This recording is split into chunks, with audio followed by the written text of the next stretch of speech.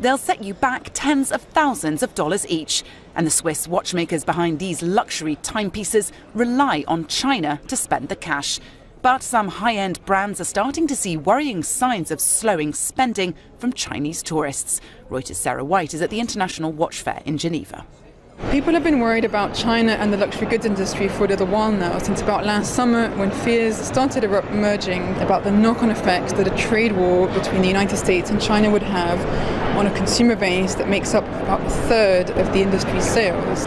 Big companies like LVMH, like Kering, the owner of Gucci, rely on this clientele for a big chunk of their business. We had some indication of that from Richemont last week, the owner of Cartier, that there has been maybe a slight slowdown in external markets like Hong Kong, where Chinese travelers have been squeezed by the fact their local currency has fallen against the Hong Kong dollar. And so that's affecting their purchases abroad. So all of this has contributed to investor jitters about whether this huge pocket of demand is going to start diminishing.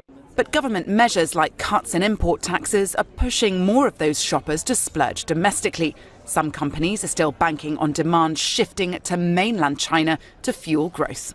I think most remain reasonably sanguine about China.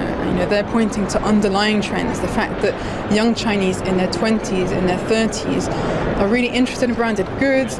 They're starting to spend more and more of their salary on these purchases. And I think overall, if you look at the demographic explosion there, people are not worried about China in the long term. Walking around here today, we've seen some Chinese bloggers, famous influencers, Instagram stars who are hired by watchmakers to promote their brands, and they're part of their communication strategy now.